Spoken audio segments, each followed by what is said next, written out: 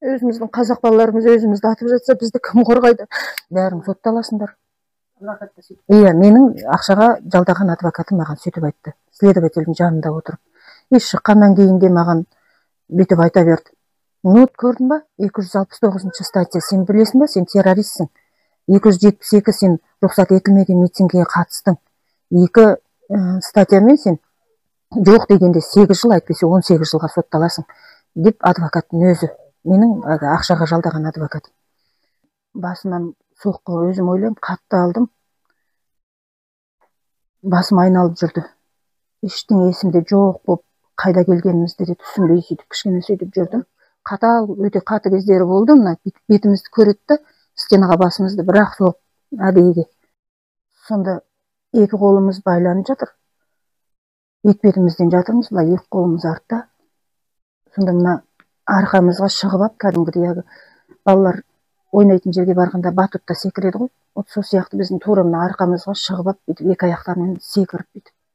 Секірген кезде тура мына іш құрылысымыз аузымыздан шығатын сияқты, тура кеудеміз түгел ауырып кетті. Мен содан мына кеуде сүйектерім түгел орнынан тайып кеткен.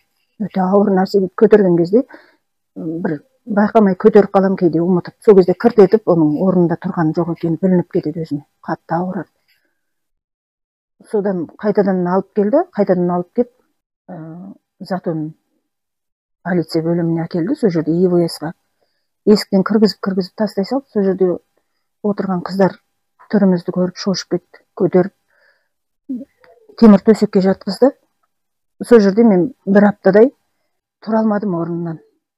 Сонына бірінші рет апарып тепкілеп бізді ұрған кезде, мен мына жақ менен 2-3 метрден кейін мен ұлымды да тепкіледі сол жерде. Ол мүлдем митингіге қатысы жоқ. 6 күн таңертең жұмысына барған. Жұмысқа барып, жұмыс болмайды. Отбой дегеннен қайтадан қайтып остановкеге келіп тұрған жерінен сол жерден автозакпен келіп, сол жерде тұрған 4-5 адамды бірақ қолдарын қайырып салып алып кеп, сол жерде оларды тепкілеп, қиналған дауыстарын естіп. Мүлдем жас балалар болды сол жерде. Жандары қиналғанда бірінші аналар аузына түседі ғой, мама деп айғайлағанға дейін ұрып.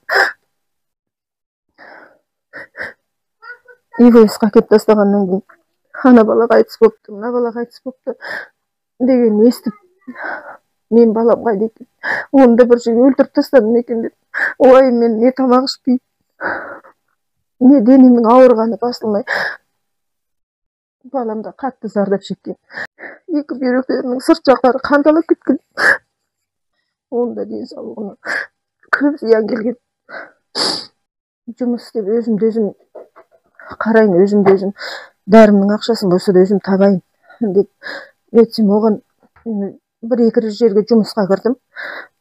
Күйім келмейтінін біліп тұрсам да жұмысқа кеттім деп кетем. Барам 1-2 күн.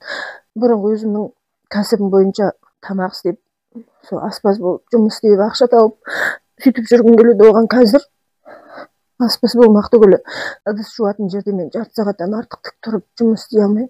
Күйім кетіп қалды. Жұмысқа кірген жерлерінен де ұялам, кейде тұрақсыз кісі екен деп айтады ғой. Кімге айта беремін, мен осылай жарақатым бар, осылай денсаулығым жаман деп. Денсаулығым жаман деп басынан айтсаңыз, ешкім жұмысқа алмайды. Мен үміттеніп кірем, кішкене болса да ақша табайын деп. Қазір елдің бәрінде, мына балаларымда, мен қамауда жатқанда ақша бар, ол кезде жұмысты бірталай уақытқа дейін тоқтатып тастады. Олар күнделікті ақшаға жұмыс істейтін. Жұмыстың бәрін комендантский час қойып, жұмыстың бәрін жауып тастағаннан кейін менің адвокатыма да дәрі-дәрмек әпергенде де төлейтін ақшалары жоқ. Содан кейін өздері біреуден қарыз алған, кредит алған. Қазір енді Қазақстанның сол қаңтардан кейін өзгеріс болды, керемет болып кетті деп өз басым айта алмаймын. Өйткені әрбір адамның бүйтіп айтамын деген сөзін әлі де айтқызбай келе жатыр. Шындық жоқ бізде. Жоқ, өзгеріс болып жатыр деп айта алмаймын. Енді келешекте дәл осы қаңтар сияқты болмаса да, кейде ойлаймын, егер осы халықты қыспаққа алған тоқталмаса, бұдан да қиын бола ма?